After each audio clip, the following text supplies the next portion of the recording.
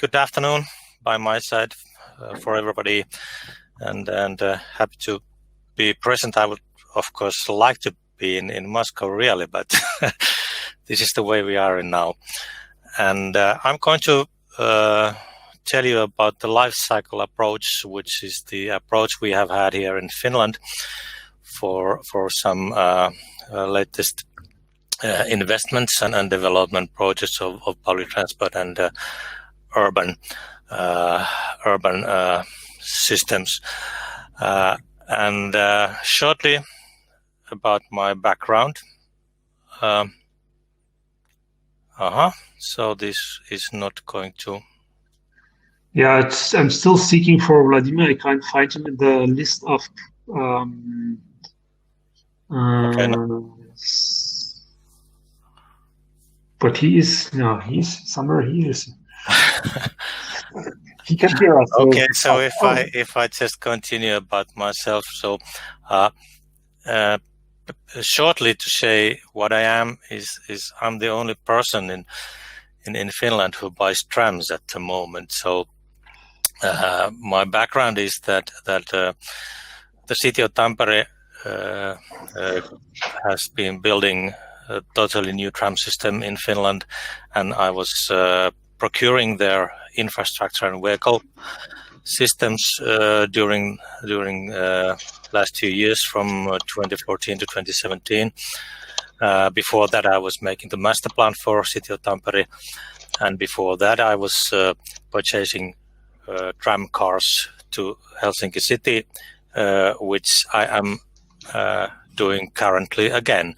So Helsinki city is starting a new tram purchase project, and I'm doing the same work again, and so it just happened to me so that I'm the only one who have purchased tram and doing that work here in Helsinki again. I am a private consultant in my own one-man company, so that's my background as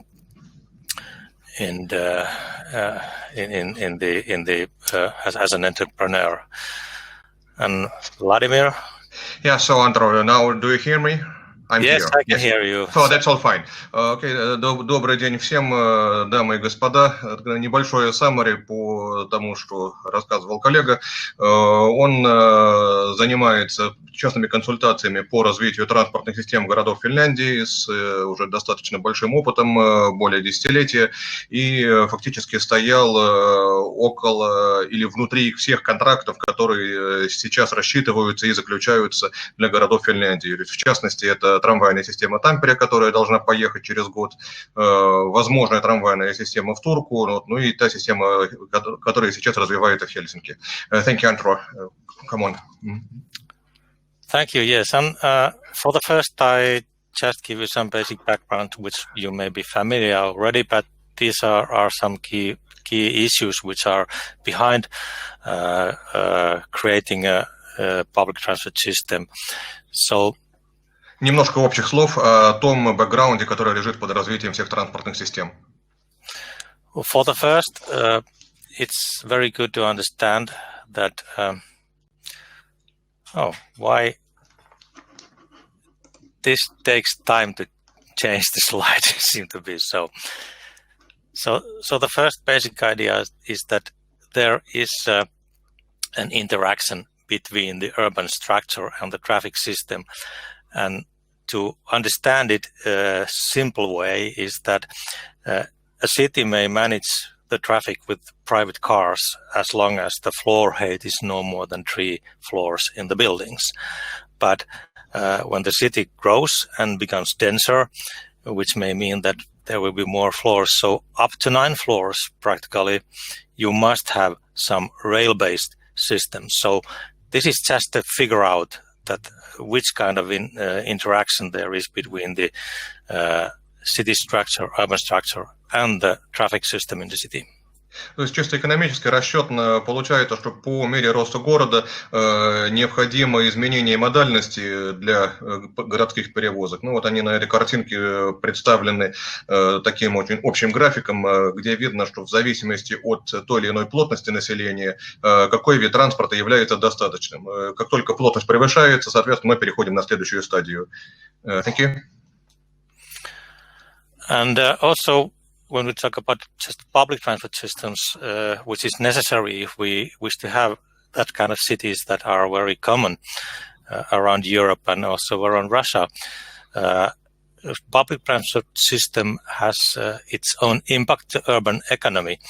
And one key issue here is that density reduces city expenses, and it may be so that the cost of the city, what the city needs to offer for its citizens, may be 80-90% lower in the dense city which is operated with public transport than in a sprawl city which is operated only based on cars. And also density increases land value, and there the key question is that how to make the land value increase made to help the financing of the public transport system, which is actually the cause of the increase of the land value. Экономика города и экономика его транспорта очень сильно взаимосвязаны. Понятно, что чем плотнее застроен город, чем более интенсивно используется каждый его квадратный метр, тем в конечном итоге расходы горожан, расходы всего общества на содержание этого города становятся меньше. И ключевым является вопрос, как найти баланс между стоимостью используемого транспорта в этом городе и городским развитием. Thank you. Yeah. With public transport, it is possible to have benefits for the city, and they are the benefits which are benefits of the denser city. So there are better chances to have work. There is better chances to have good workers. There are better circumstances for the companies to find customers and have business partners, contractors, and so on. And the public transport is the key for this, because with the public transport, you can increase the density of the city, and then with the density increase, you can increase these benefits. And it is so that what you can see in the picture, there is plenty of cars. So it's not a measure of a beneficial in benefits in the city, so that they are rich people, they all have their cars. It's a sign for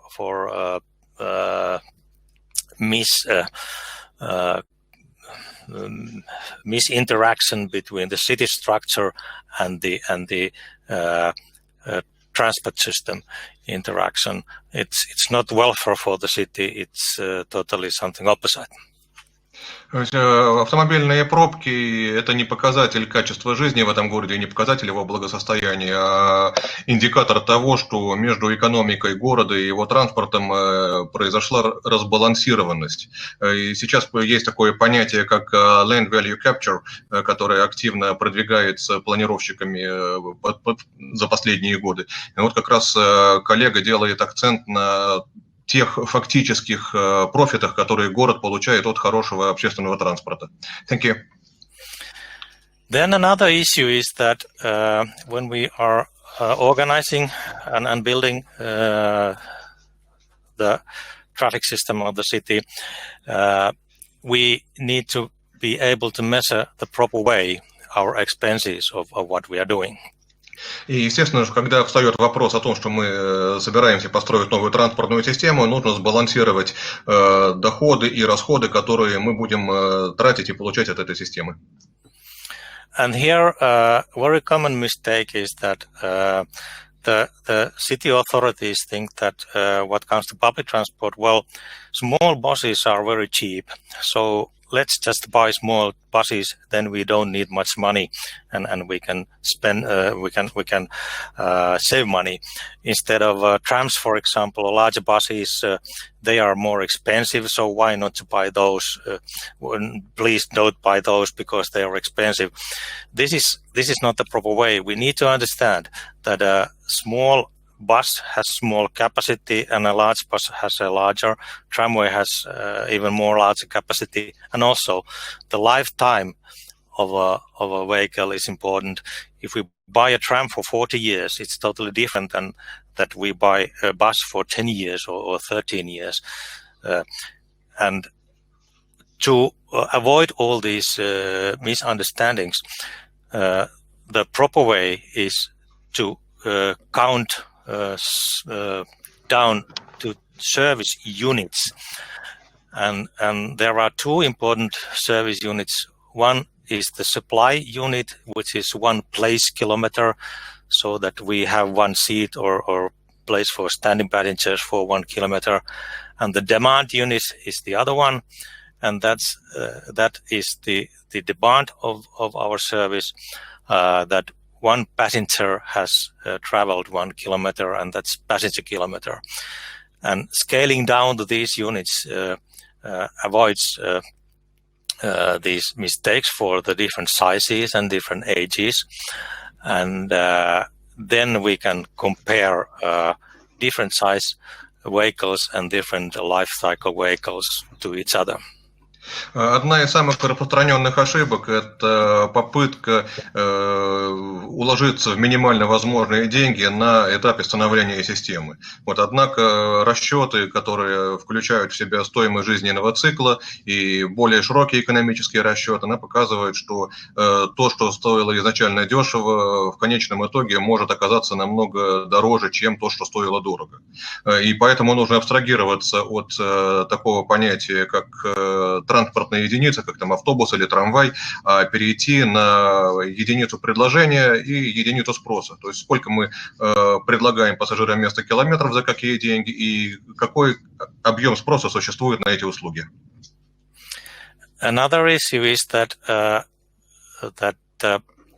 the operating cost, the price of buses and maintaining buses and trams, driver cost and so on, they are not the only cost for what we have for the public transport. Other side is that we also need to always pay for the infrastructure. Also for the buses, even though they don't need rails, they need lanes. They need space there in the city. And here in this chart, you can see that the buses are actually most expensive to operate. So the green share of the bar shows the operating cost, which is said to be traffic. And when the size of the vehicle grows, for example, we go from 50-meter bus to 25-meter BRT buses, then the operating cost will decrease. When we go further on to bigger vehicles as trams, we go down, and we go much down when we go to metro trains, which are the largest ones. But we need to take into account also the orange part of the bars, and that is the passenger, the place kilometer cost, which is calculated from the cost of the infrastructure. And here we can see that if we look for the bus, which is the first bar on the left, so the share of the infrastructure, the share of the street, basically it's very small compared to the share of the operating cost. And when we put more money in the infrastructure, that is one way to reduce the operating cost. But we need to understand that what is too much, as we see that if we use short metro trains, they actually are more expensive than trams. Only the large metro trains, long metro trains, together with the infrastructure they need, are cheaper as per place kilometer than any other means of public transport. На этом графике показана зависимость стоимости инфраструктуры и стоимости эксплуатации в зависимости от выбранного транспортного средства. Ну, цифры по оси ординат, они показывают длину транспортных средств, то есть в случае с BRT мы здесь смотрим на двухсочлененные машины, далее трамвай 37, 47, 75 метров, это, соответственно, тоже длина подвижного состава, и дальше идет градация возможных поездов метро. Понятно, что для любого вида транспорта, несмотря на то, что автобус, например, изначально стоит дешевле по инфраструктуре, все равно его инфраструктура, она стоит денег, и эта инфраструктура, она будет в любом случае переноситься на стоимость эксплуатации. И поэтому вот этот график показывает, что любой вид транспорта должен по провозной способности своей соотноситься с тем эффектом, который мы хотим получить. Если, например, рассматривать стоимость подвозящего транспорта и стоимость магистрального транспорта, как здесь видно на первой колонке с feeder bus и видно с подвозящим метро, ну, это такой вот вариант в Хельсинки, как произошел, и как сейчас пытаются сделать в Петербурге, запустив метро подвозящее, мы видим, что стоимость подвоза, она самая высокая во всех ипостасях, которые мы здесь рассматриваем. И вот стоимость пассажира места километра формируется из двух составляющих.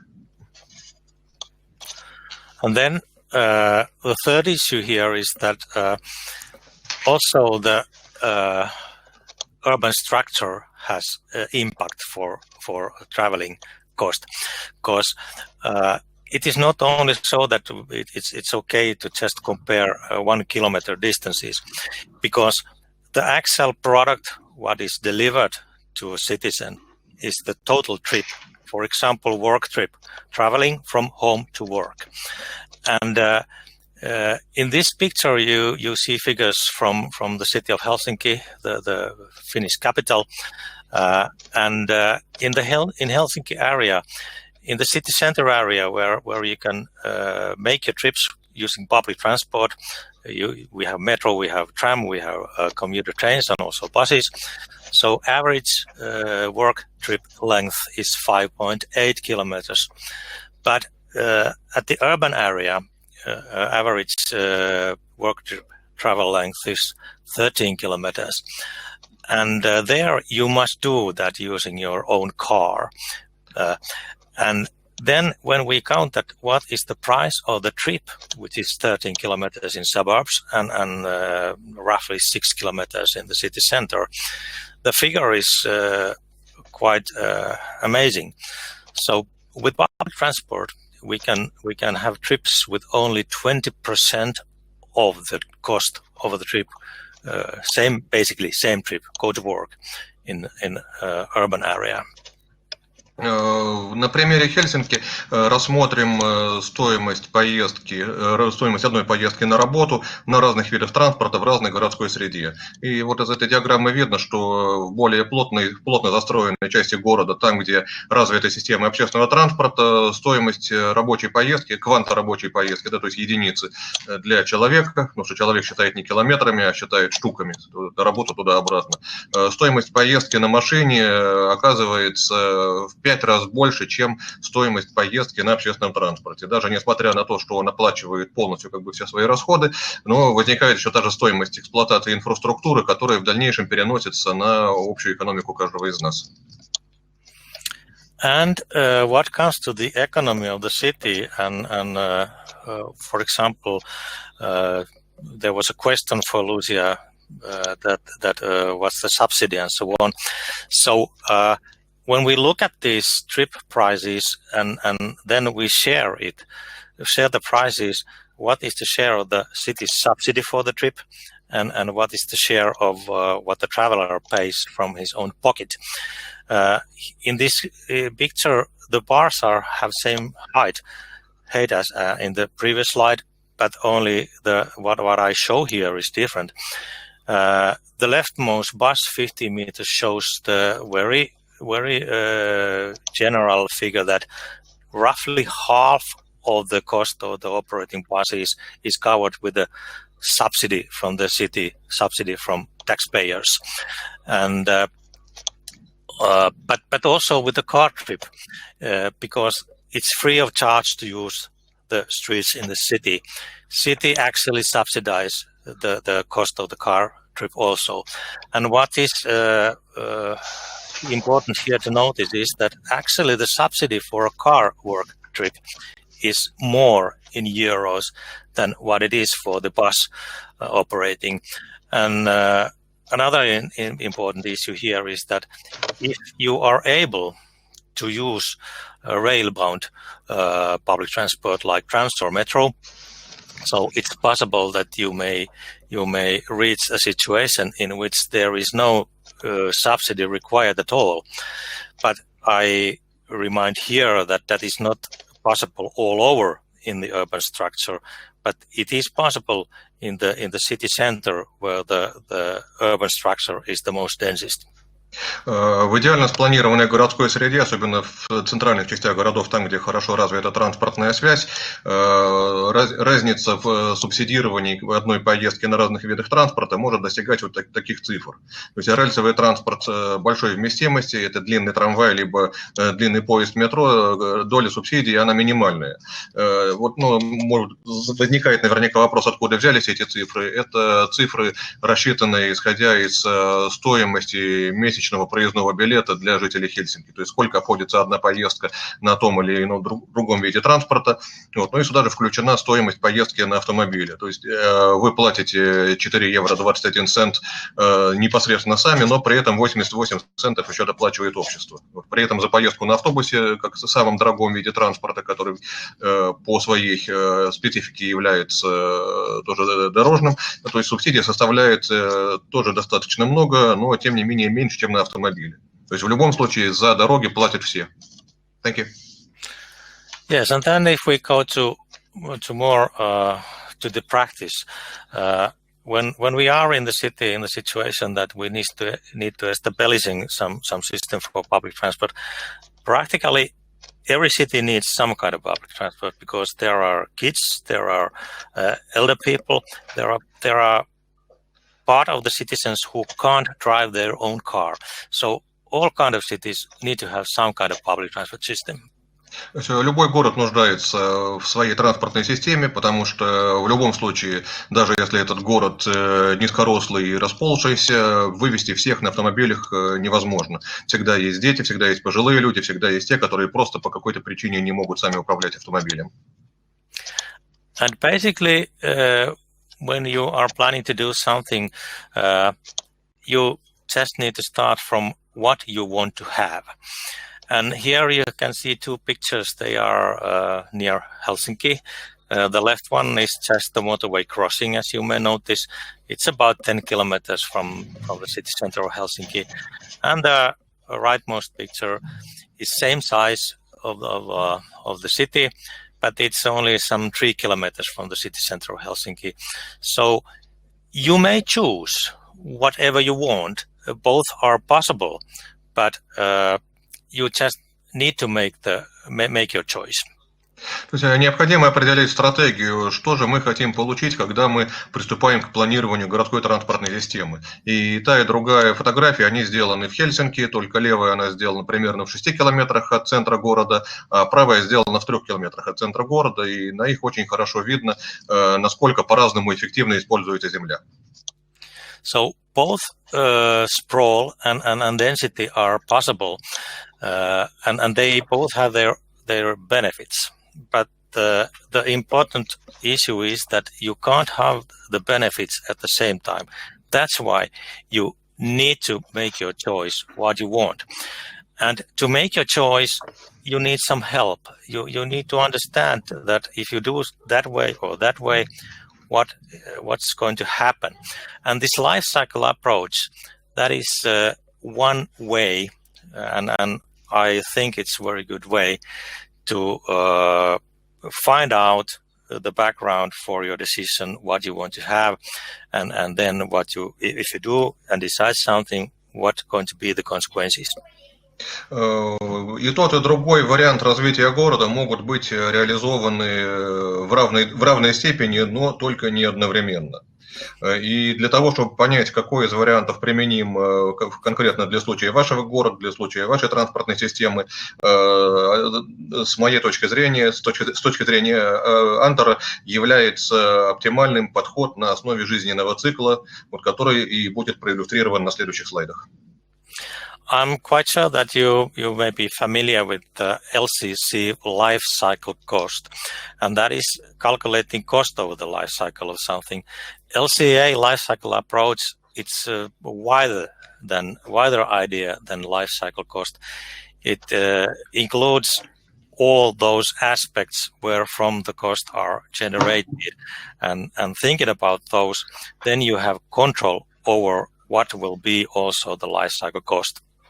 Наверняка всем вам в той или иной мере известно понятие стоимости жизненного цикла, но для того, чтобы учесть все факторы, которые влияют на стоимость системы, на ее эффективность на протяжении этого жизненного цикла, нужно посмотреть на эти составляющие немного шире. Это и есть тот самый подход на основе жизненного цикла, который учитывает изменчивые системы в процессе ее жизни. So in life cycle approach, all the structural and functional features, for example, are planned for the system life cycle, and then you may. Now it went one over. So I will switch it on. So is it? Yes. That one, yeah. Is this the proper one? So it's number... It should be 16. And it's 17. That is 17. So this is... Oh, so yes, thanks. Yeah. No, it's too far. Is it too far? No, it is here, yes. No, it's the 17 is... No, it's number 22. Yes, so 22. Yes. No, that's 16. Just a moment. I will control it. Yeah, I noticed that you control it. So I try because I see that it is different time of response. Yeah, seem to be so that I click and then something happens. Yeah. So this is number 16 now. Yeah, this is okay now. Yeah. Yes. So when you have that life cycle approach, then you have control over the life cycle cost. Why you need to control the life cycle cost is that very often it is so that if you just look for the purchase price, very often the case is so that if your price is low, then it's expensive to operate something which you are purchasing, for example, and vice versa. So that's why life cycle approach is a very good tool.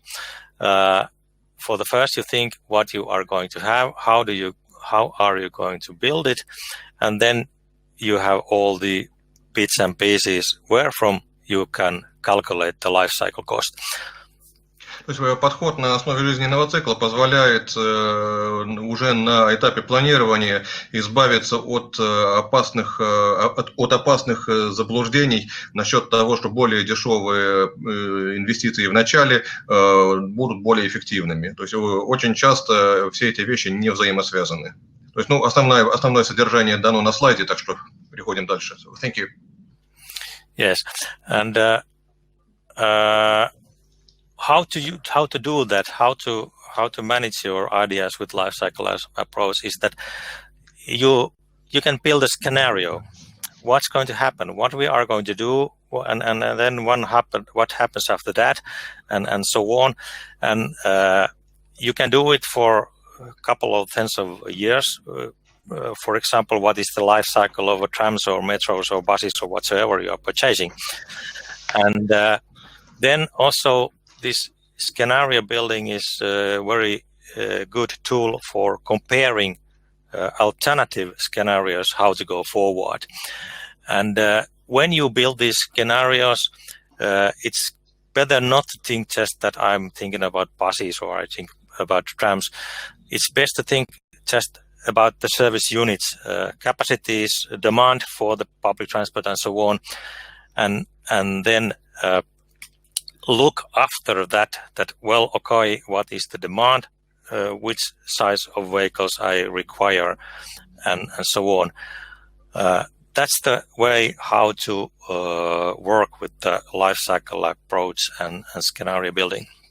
Подход на основе жизненного цикла предполагает планирование со сценарным подходом. То есть рассматриваются сценарии на разные горизонты, и на годы, и на десятилетия вперед.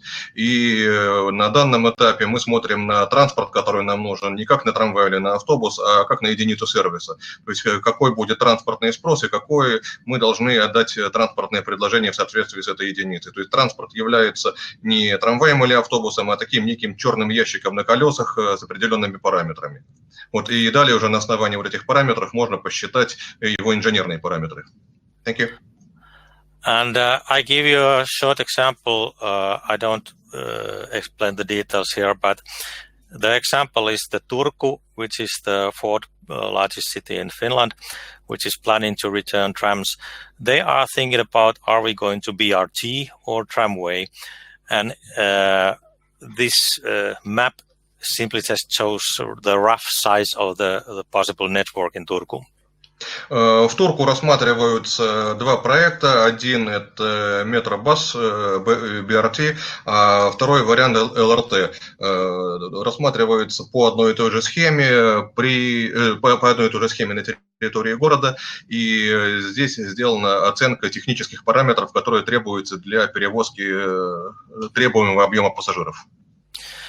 And there was two scenarios built then, that how can we build and expand the public transport system either with the tramway or with the BRT. And this is the economical result of that. These two charts show on the left side for the tram and on the right side for the BRT, that during the first a bit more than 10 years we invest, and with the tram we just use the system. And with the BRT, of course, we make some investment because we don't need to build track work. It's a bit cheaper, but with BRT, we spend much more money during the later years because we need to repurchase the buses because they have short lifetime. Yeah. So now it is here. Рассматриваются сценарии для трамвая и для BRT, которые предполагают определенный уровень инвестиций и определенный уровень окупаемости. И получается, что в расчете на жизненный цикл системы, с учетом необходимости обновления подвижного состава, с учетом необходимости компенсации стоимости инфраструктуры, в конечном итоге уже после 2012 года трамвай оказывается дешевле, чем BRT. And then if we count the cumulative result of those bars, we see that there is a break-even roughly in year 14 after the opening of the system. But even though BRT is cheaper to establish and the build, it's much more expensive after the life cycle of one lifetime of the tram system. So this is the economical result of this comparison. Turku has not yet done any decisions, so we'll see what's going to happen, but this was just an example of using the life cycle approach. Муниципалитет Турку еще не принял никакого окончательного решения по поводу вида транспорта, но тем не менее был сделан расчет на основе подхода жизненного цикла, который показывает, что да, через 16 лет и та, и другая система окупаются, но в дальнейшем себестоимость эксплуатации рельсового транспорта окажется значительно ниже, чем стоимость эксплуатации автобусов.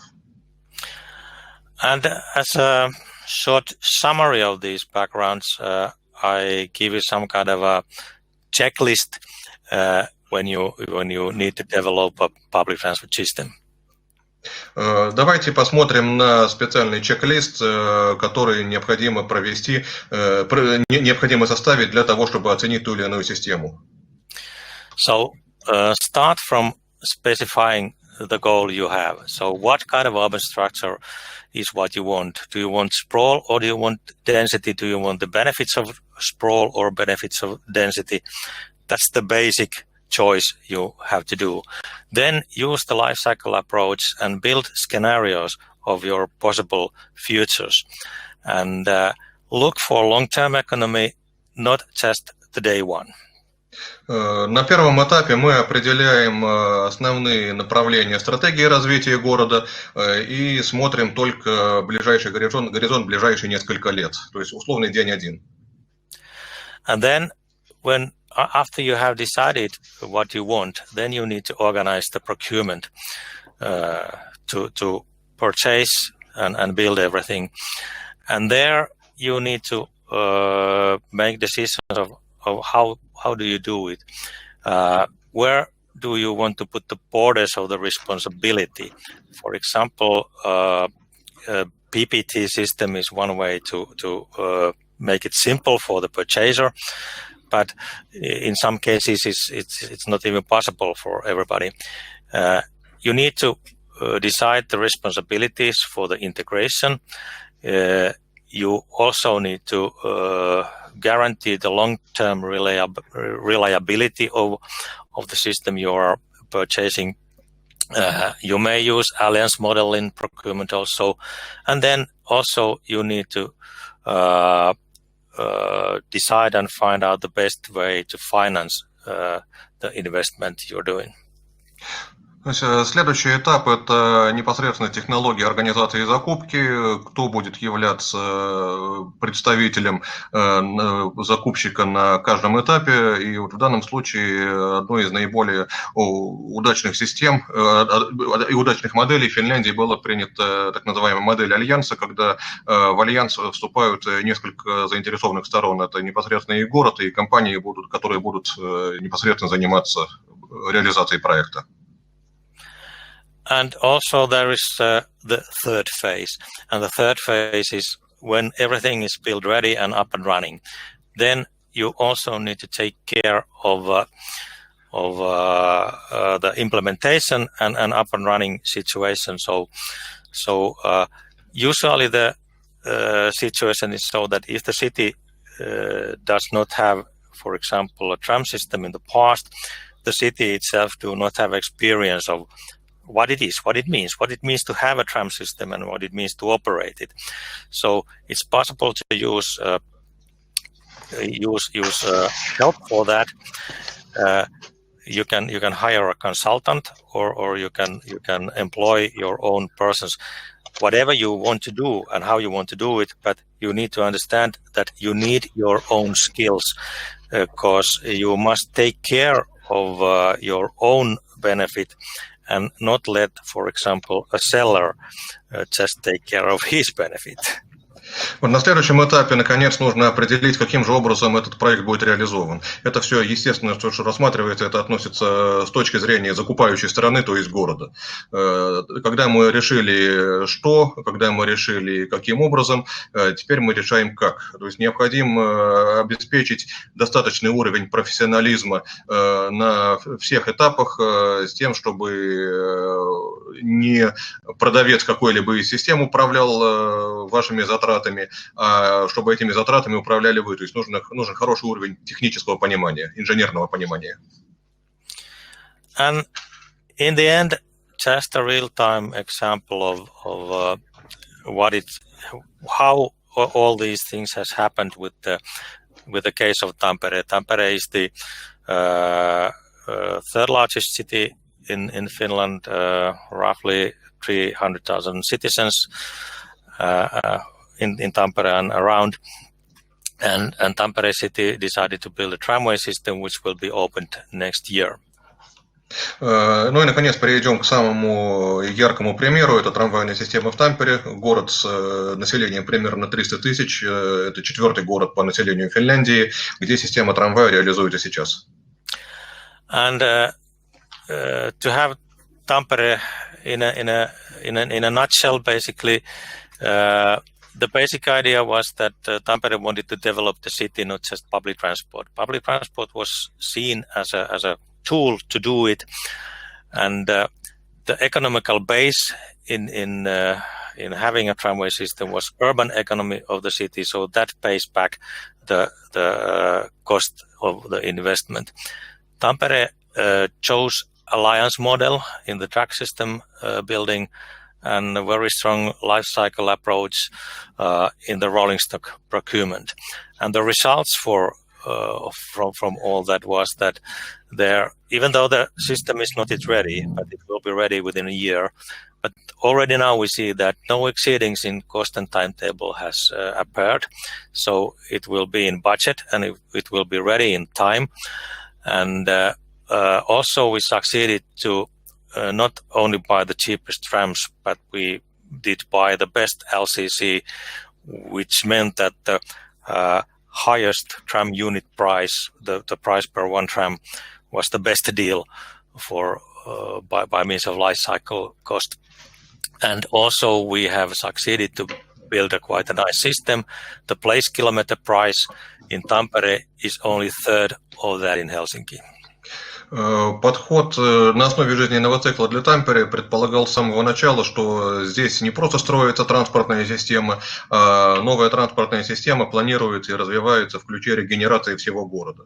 И вот поэтому этот подход был наиболее ярким примером, это наиболее яркий пример его реализации, который с точки зрения цифр, по крайней мере, сейчас уже выразился в том, что никаких превышений ни сроков, ни стоимости в Тампере не было. Вот, и более того, с точки зрения будущей эксплуатации, стоимость услуги оказывается ниже, чем стоимость существующей такой неоптимизированной системы в Хельсинки. Ну и помимо того, что это просто красивая система с точки зрения инженерных решений. And this map just shows you geographically what is Tampere and what is the Tampere tram system. The red part is the first phase, which will be ready next year. And the second phase is the blue one, which will be built after that. And as you see, Tampere city center is in between two lakes. So there is really no space just to expand the city for something. If we wish to grow and as Tampere wanted to grow, so the traffic system capacity has to be increased. Как мы видим на этой карте, центр Тампере зажат между двумя озерами, поэтому у города просто нет возможности развиваться, кроме как развиваться вширь. Но развиваться вширь надо с максимальной эффективностью использования земли, поэтому транспортная система требовалась максимальной провозной емкости. Ну и вот на этой схеме видно, какими этапами будет вводиться эта транспортная сеть. На 2021 год запланирован первый этап, следующий этап, по-моему, на 2024. Антеро позже скажет. So this was the situation before the decision. So the city of Tampere was full of buses, and it was impossible to develop the city because it was impossible to increase the number of passengers in the city with just buses. And tram was a valuable tool for making the city more attractive and enhancing urban economy and capacity of the city center. Вот хорошая иллюстрация той ситуации, которая была и которая пока еще сохраняется сейчас до ввода трамвая. Здесь мы видим, что из-за планировочных особенностей города город просто не справляется с пропуском того количества автобусов, которые он вынужден эксплуатировать. Поэтому трамвай с большей провозной способностью являлся оптимальным решением. The life cycle approach was based on 40 to 50 years life cycle of trams and their economical lifetime, and also infrastructure and the trams, they were developed to support each other, so they were fit together because it was greenfield system. We had no limitations to choose technologies and solutions, and also because of we had a problem. We had experience of the problems in Helsinki already, where I had been working in the past, so I knew what to avoid, what kind of technical choices to do to best life cycle approach and best life cycle cost. And also procurement was very carefully evaluated so that we did optimize the system and engaged the suppliers to the economy and quality of the system also. На этапе проектирования и подготовки к проектированию, подготовки к закупкам было, с одной стороны, преимущество того, что это система, которая строится с чистого листа, то есть не было никаких практически ограничений, кроме топологии и географии. А с другой стороны, была возможность и опыт использовать те наработки и то знание, которое было до этого известно из эксплуатации, например, трамвайной системы в Хельсинки. In Finnish market situation, Tampere decided that it wants to choose all the suppliers themselves, so that infrastructure vehicles and trams were purchased.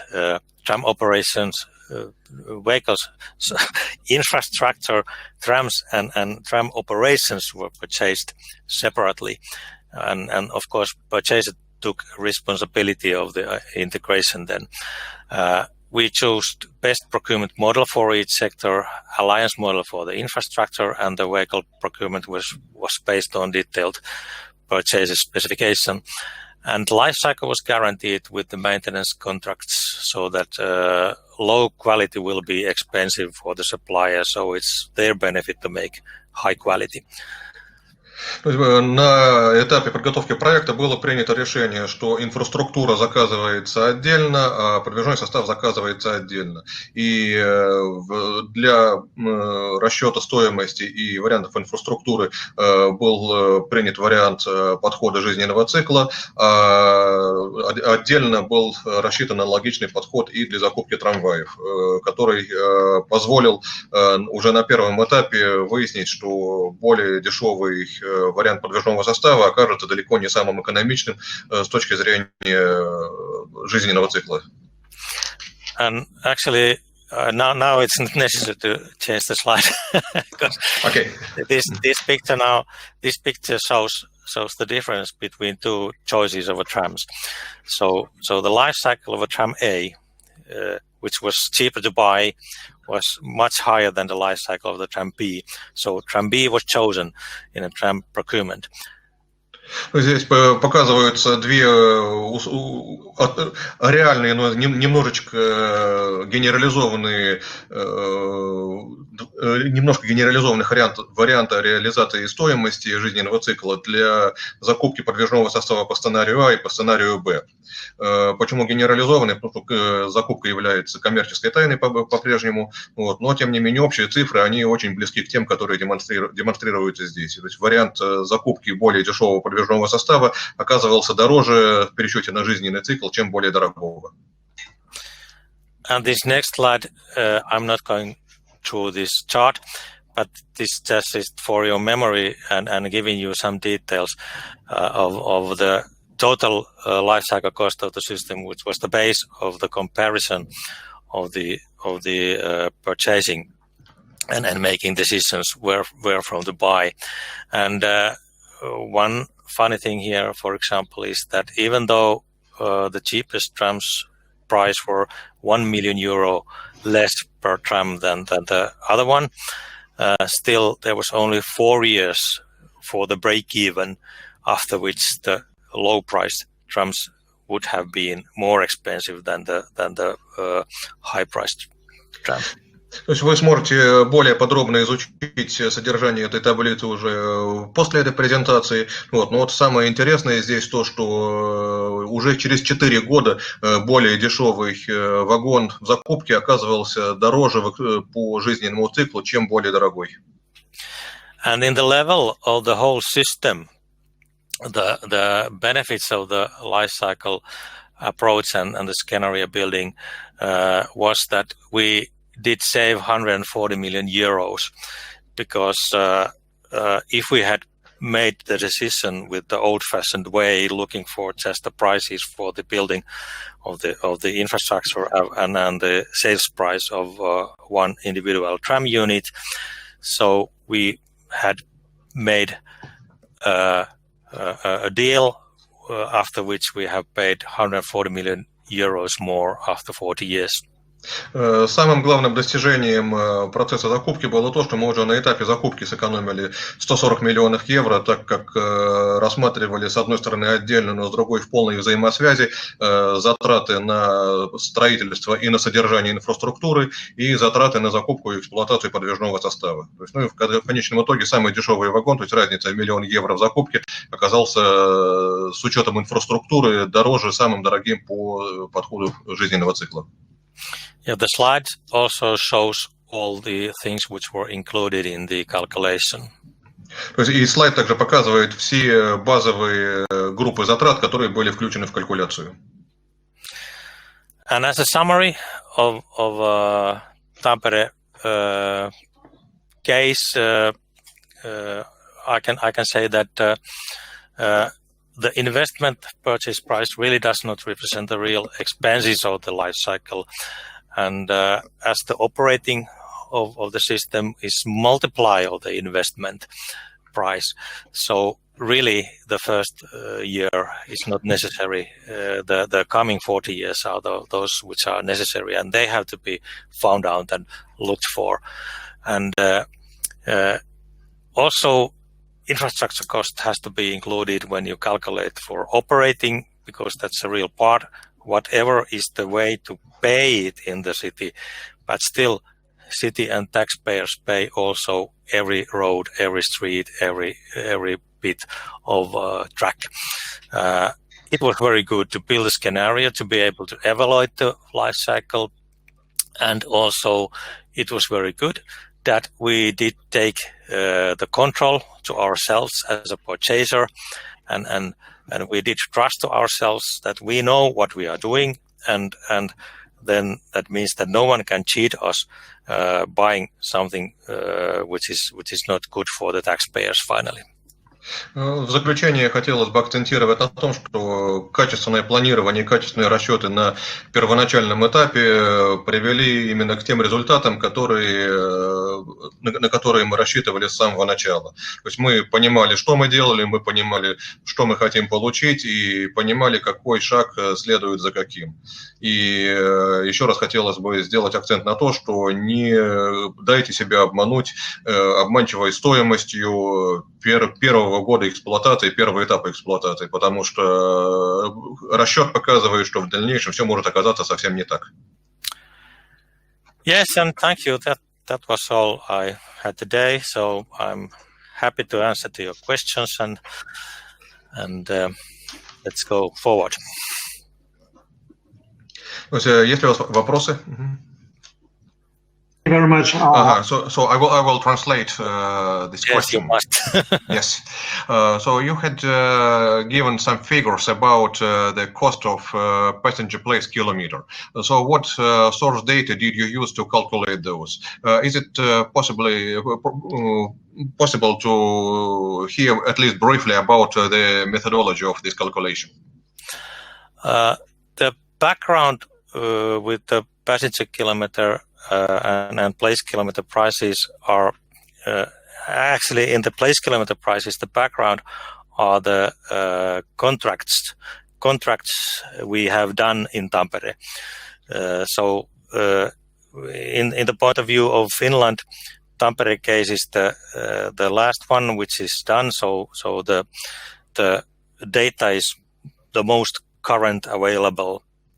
And they are real things just because we have contracts, and Tampere city knows what to pay. Antero, he's asking not about Tampere but about general figures. I'm sure that it is also the same, but please accent on those. Okay, so generally, what you need to have to calculate, you of course you need to have the capacity and the dimensions of the vehicles for the first, and then you need to have the purchase price for it. But what is most important is that you need to have the maintenance cost of the vehicles, and that is something which is a bit difficult, because very often they are difficult to find out, and that's why when you purchase something, if you ask for the maintenance prices, then you can get them for sure, and they are reliable because the winning of the deal for the seller is dependent on those that data. And then after you have those, you need to know the fuel consumption or energy consumption and the salaries for the drivers. But then you have all. From those you can calculate that. Ну, вот так получилось, что Антер ответил на два вопроса, один заданный и один более расширенный. Для того, чтобы посчитать стоимость пассажира место километра, берутся по существующей, по действующей системе те данные контрактов, которые заключены с действующими перевозчиками, и известные данные по вместимости их транспортных средств. В случае, если строится новая система, расчет становится более сложным, потому что надо принимать во внимание гораздо большее количество факторов, которые еще неизвестны, они еще не заведены в контракт. И самым сложным вопросом здесь является стоимость обслуживания транспортных средств и обслуживания инфраструктуры, которую нужно считать наиболее тщательно.